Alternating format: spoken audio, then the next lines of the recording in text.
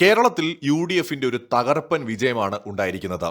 എങ്ങനെയാണ് ഇത്രയും വലിയൊരു വിജയം യു.ഡി.എഫിന് ഉണ്ടായത്? 100-ലധികം സീറ്റുകളിൽ ഇപ്പോൾ യു.ഡി.എഫ് മുന്നേറുകയാണ്. അല്ലെങ്കിൽ മെജോറിറ്റി സീറ്റുകൾ ഓൾറെഡി അവർ വിജയിച്ചിട്ടുണ്ട്. ബാക്കിയുള്ളതും വലിയ ഭൂരിപക്ഷത്തിൽ ലീഡ് ചെയ്യുകയാണ്.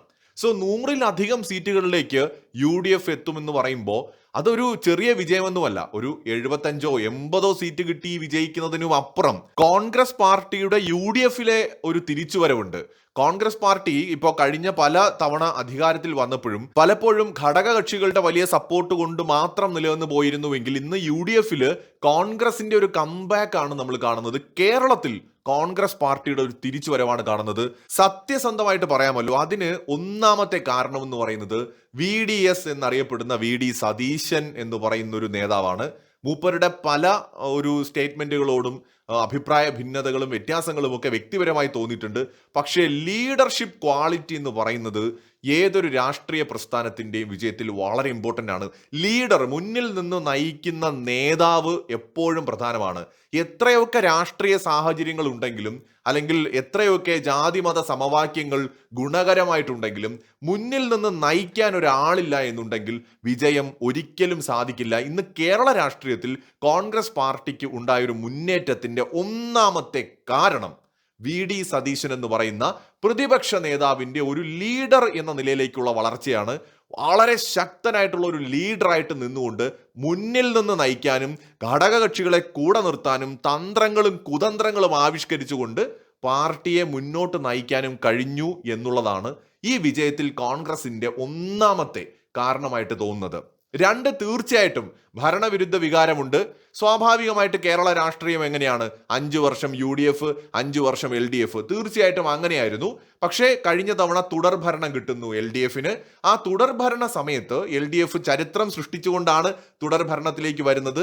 സ്വാഭാവികമായും കുറെ കൂടി ജനങ്ങളോട് ഭവ്യമായിട്ട് അല്ലെങ്കിൽ കുറെ കൂടെ സോഫ്റ്റ് ആയിട്ട് ഇടപെടാനും ജനങ്ങളുടെ ആവശ്യങ്ങൾ മനസ്സിലാക്കാനും ഒരുപാട് കർക്കശ നിലപാടുകൾ എടുക്കാതെ ഒന്ന് സോഫ്റ്റ് ആയിട്ട് നിൽക്കേണ്ട സ്ഥാനത്ത് തുടർ ഭരണം കിട്ടിയപ്പോൾ കാണിച്ചൊരു ഓവർ കോൺഫിഡൻസ്, അത്രേ ഉള്ളൂ. അതാണ് ഭരണവിരുദ്ധ വികാരത്തിലേക്ക് നയിക്കുന്നത്. സ്വാഭാവികമാണ്, 2 ടേം തുടർച്ചയായിട്ട് ഒരു പൊളിറ്റിക്കൽ പാർട്ടിയുടെ നേതൃത്വത്തിൽ ഒരു ഭരണകൂടം വരുമ്പോൾ ജനങ്ങൾ മാറി ചിന്തിക്കും. പ്രത്യേകിച്ച് കേരളം പോലത്തെ ഒരു സംസ്ഥാനം മാറി ചിന്തിച്ചില്ലെങ്കിലാണ് നമ്മൾ അത്ഭുതപ്പെടേണ്ടത്. അത് തന്നെ സംഭവിച്ചു. കേരളത്തിൽ അങ്ങനെ UDF അധികാരത്തിലേക്ക് വരികയാണ്.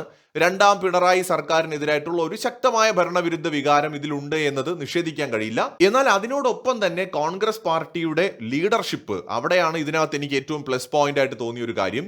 ഇപ്പോൾ രമേശ് ചെന്നിത്തലയെ പോലെ അല്ലെങ്കിൽ ഇപ്പോൾ KPCC പ്രസിഡന്റിനെയൊക്കെ പോലെ KC വേണുഗോപാലിനെ പോലെയൊക്കെ ഉള്ള ലീഡേഴ്സ് ആ പാർട്ടിയിൽ ഉണ്ടെങ്കിലും തീർച്ചയായിട്ടും ജനങ്ങൾക്ക് കുറച്ചുകൂടി VD സതീശന്റെ ആ ഒരു നേതൃത്വം അത് അണികൾക്കിടയിൽ ഒരു വലിയ ഒരു പ്രതീക്ഷ നൽകാനും അവരെ ഒന്ന് പ്രോത്സാഹിപ്പിക്കാനും ഇറങ്ങി പ്രവർത്തിക്കാനും പ്രേരിപ്പിച്ചിട്ടുണ്ട് എന്നത് തർക്കമില്ലാത്ത വിഷയം തന്നെയാണ്. ഈവൻ ഈ ഘടകകക്ഷികളെ ഒന്നിപ്പിച്ച് നിർത്തുക, സീറ്റിന് വേണ്ടിയുള്ള അടി പരമാവധി ഒഴിവാക്കുക, ഇങ്ങനെ ഒരുപാട് ഘടകങ്ങളുണ്ട്. ഞാൻ ഇതിനകത്ത് ലീഡർഷിപ്പ് എടുത്തു പറയാൻ കാരണം ഉമ്മൻചാണ്ടിയെ പോലുള്ള നേതാക്കൾ ഉണ്ടായിരുന്ന സമയത്ത് പോലും ഇമാതിരി ഒരു വിജയം കോൺഗ്രസിന് ഉണ്ടായിട്ടില്ല. ഉമ്മൻചാണ്ടിയൊക്കെ ഏറ്റവും മികച്ച കേരളത്തിലെ കോൺഗ്രസ് നേതാക്കളിൽ ഒരാളാണ്.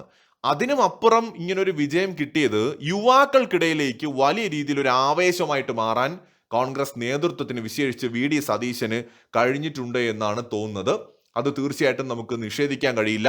ഇനി മറ്റൊരു കാര്യമെന്ന് പറയുന്നത് കേരളത്തിനകത്ത് കമ്മ്യൂണിസ്റ്റ് പാർട്ടിക്കകത്തുണ്ടായ തർക്കങ്ങൾ, രാഷ്ട്രീയമായി പാർട്ടിക്കകത്തുണ്ടായ വിള്ളലുകൾ ഈ പരാജയത്തിൽ ഒരു വലിയ പങ്ക് വഹിച്ചിട്ടുണ്ട്. പാർട്ടി കോട്ടകളിൽ ഞാൻ രാവിലെ വാർത്തകൾ കണ്ടപ്പോൾ ഞെട്ടിപ്പോയത് ധർമ്മടത്ത് പിണറായി സഖാവ് പുറകിൽ നിൽക്കുന്നു എന്നുള്ളതാണ്. തുടക്കത്തിൽ 5-6 റൗണ്ടുകളിൽ പുറകിലായിരുന്നു. അത് ഷോക്കിംഗ് ആയിട്ടുള്ള ഒരു കാര്യമാണ്. പാർട്ടിയുടെ കോട്ടകളിൽ പോലും അവർക്ക് വലിയ രീതിയിലുള്ള തിരിച്ചടി നേരിട്ടു എന്നത് പാർട്ടിക്കുള്ളിൽ ഒരു ഒത്തൊരുമയില്ലായിരുന്നു എന്നതിൻ്റെ കൂടി തെളിവാണ്. മാത്രമല്ല, മുതിർന്ന നേതാക്കൾ പാർട്ടി വിട്ട് പോയത് വലിയ രീതിയിൽ പാർട്ടിക്ക് തിരിച്ചടിയായിട്ടുണ്ട്. തളിപ്പറമ്പിൽ TK ഗോവിന്ദൻ പാർട്ടിയുടെ വളരെ പ്രധാനപ്പെട്ട ഒരു നേതാവായിരുന്നു. എന്നാൽ PK ശ്യാമളയെ സ്ഥാനാർത്ഥിയാക്കി നിർത്തിയതിൽ പ്രതിഷേധിച്ച് അദ്ദേഹം പാർട്ടി വിടുന്നു. അവിടെ UDF പിന്തുണയോടെ മത്സരിച്ച് മികച്ച മുന്നേറ്റം കാഴ്ചവെക്കുന്നു. സോ ഇത് പാർട്ടിക്ക് വലിയ തിരിച്ചടിയായിട്ടുണ്ട്. അതുപോലെ തന്നെയാണ് ജി സുധാകരന്റെ അമ്പലപ്പുഴയിലെ മുന്നേറ്റം. CPM-ലെ ഏറ്റവും പ്രമുഖ നേതാവായിരുന്നു ജി സുധാകരൻ. പാർട്ടി നേതൃത്വവുമായിട്ടുള്ള ഭിന്നതയെ തുടർന്ന് അദ്ദേഹം വിട്ടുനിൽക്കുകയും തുടർന്ന് അമ്പലപ്പുഴയിൽ അദ്ദേഹം മത്സരിക്കുന്നു. UDF അദ്ദേഹത്തെ പിന്തുണയ്ക്കുന്നു. അവിടെയാണ് ഞാൻ പറഞ്ഞു UDF ഇത്തവണ വളരെ ബുദ്ധിപരമായ കുറെ തീരുമാനങ്ങൾ എടുത്തു. ഒരുപക്ഷെ 2 തവണ പുറത്തിരുന്നതിന്റെ ഒരു ഉത്തരവാദിത്ത ബോധം കൊണ്ടായിരിക്കാം. എന്തായാലും അവർ വളരെ ബുദ്ധിപരമായ തീരുമാനങ്ങൾ എടുത്തു. അതിലൊന്നാണ് സുധാകരനെ സപ്പോർട്ട് ചെയ്യാനുള്ള തീരുമാനം, അതുപോലെ TK ഗോവിന്ദനെ സപ്പോർട്ട് ചെയ്യാനുള്ള തീരുമാനമൊക്കെ. പയ്യന്നൂരിലെ കുഞ്ഞികൃഷ്ണൻ മാഷിന്റെ വിജയം എന്ന് പറയുന്നത് അത് CPM-ന്റെ മുഖത്തേറ്റൊരു തിരിച്ചടിയാണ്. കാരണം പാർട്ടിയിലെ ഏറ്റവും പ്രധാനപ്പെട്ട ഒരു നേതാവായിരുന്നു. പാർട്ടിക്കുള്ളിലെ അഴിമതി ചൂണ്ടിക്കാട്ടിയതിന് പുറത്താക്കപ്പെട്ട കുഞ്ഞികൃഷ്ണൻ പയ്യന്നൂരിൽ നിലവിൽ വലിയൊരു മുന്നേറ്റം കാഴ്ചവെക്കുകയും വിജയം കൊയ്യുകയും ചെയ്തിരിക്കുകയാണ്. ചുരുക്കത്തിൽ ഇത് 2-3 കാരണങ്ങൾ നമുക്കിവിടെ കാണാം. ഒന്ന്, പിണറായി വിജയന് എന്ന് പറയുന്ന നേതാവിന് നേരത്തെ ഉണ്ടായിരുന്ന ഒരു വ്യക്തിപ്രഭാവം, അദ്ദേഹത്തിന്റെ ആ ഒരു ക്യാപ്റ്റൻ എന്ന നിലയ്ക്ക് അദ്ദേഹത്തിനുണ്ടായിരുന്ന വ്യക്തിപ്രഭാവം ഒന്ന് കുറഞ്ഞു. തുടർച്ചയായി 2 ടേം ഭരിച്ചപ്പോൾ ഉണ്ടായ ഭരണവിരുദ്ധ വികാരം പകരം വളരെ ഉയർന്ന വ്യക്തിപ്രഭാവത്തോടെയുള്ള VD സതീശന്റെ ഒരു കടന്നുവരവ്, കോൺഗ്രസ് വിഘടിച്ച് നിന്നിരുന്ന, ഒത്തൊരുമയില്ലാതിരുന്ന കോൺഗ്രസിനെ ഒന്നിപ്പിച്ച് നിർത്തിക്കൊണ്ട് എനിക്ക് മുഖ്യമന്ത്രി ആകണമെന്നുമില്ല, എനിക്ക് അല്ലെങ്കിൽ വ്യക്തിപരമായി എന്തെങ്കിലും ആകണമെന്നില്ല, പാർട്ടിയെ ഇവിടെ അധികാരത്തിലേക്ക് എത്തിച്ചാൽ മതി എന്ന് പറഞ്ഞുകൊണ്ടുള്ള VD സതീശന്റെ ഒരു മുന്നേറ്റം ഇതിൽ വളരെ പ്രധാനമാണ്. ഏതെങ്കിലും കാരണവശാൽ പാർട്ടി അധികാരത്തിൽ എത്തിയില്ല എങ്കിൽ ഞാൻ രാഷ്ട്രീയ വനവാസത്തിന് പോകും എന്ന് വരെ VD സതീശൻ പറയുന്നു. അപ്പൊ അവിടെ 2 കാര്യങ്ങൾ കാണാം. ഒന്ന്, അദ്ദേഹത്തിന്റെ കോൺഫിഡൻസ് ആണ്. 2, അധികാരമോഹിയല്ല എന്ന് വ്യക്തമാവുകയാണ്. 3, പാർട്ടിയെ അധികാരത്തിൽ എത്തിക്കണം എന്നുള്ള അദ്ദേഹത്തിന്റെ അതിയായ ആഗ്രഹം. സോ സ്വാഭാവികമായിട്ട് കോൺഗ്രസിലെ യുവാക്കൾക്കും അല്ലെങ്കിൽ ഘടകകക്ഷികൾക്കും ഭയങ്കരമായ ഒരു കോൺഫിഡൻസ് വരുന്നു. അത് പ്രധാനമായും ഈ ഒരു വിജയത്തിൽ ഒരു വലിയ പങ്ക് വഹിക്കുന്നുണ്ട്. ഒപ്പം BJP-യുടെ മുന്നേറ്റം തീർച്ചയായിട്ടും പല മണ്ഡലങ്ങളിലും വിജയം ആര് നേടണമെന്നുള്ളതിൽ BJP ഒരു നിർണായക ശക്തി തന്നെയായിരുന്നു. വട്ടിയൂർക്കാവ് അടക്കമുള്ള മണ്ഡലങ്ങളിൽ അത് വളരെ പ്രധാനമായിരുന്നു. BJP പിടിച്ച വോട്ടുകൾ അത് തീർച്ചയായിട്ടും തിരിച്ചടിയായിരിക്കുന്നത് ഈ ഘട്ടത്തിൽ CPM-നാണോ എന്ന് സംശയിക്കേണ്ടതായിട്ടുണ്ട്. എന്തായാലും ഇന്ന് വൈകുന്നേരത്തോട് കൂടിയിട്ട് ഇക്കാര്യത്തിൽ നമുക്കൊരു വ്യക്തത കൈവരും. അപ്പൊ കോൺഗ്രസിൻ്റെത് നമുക്കൊരു ചെറിയ വിജയമായിട്ട് ഇതിനെ കാണാൻ കഴിയില്ല.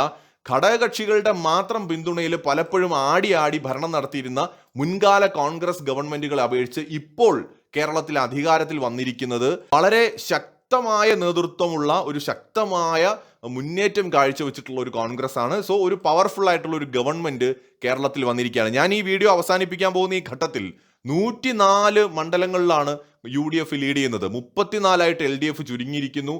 അതിൽ NDA ചാത്തന്നൂർ വിജയിച്ചിട്ടുണ്ട്, നേമത്ത് ലീഡ് ചെയ്യുന്നുണ്ട്. അപ്പോൾ നേമത്ത് NDA ഏറെക്കുറെ വിജയം ഉറപ്പിച്ചു എന്ന് എനിക്ക് തോന്നുന്നു ഈ ഘട്ടത്തിൽ.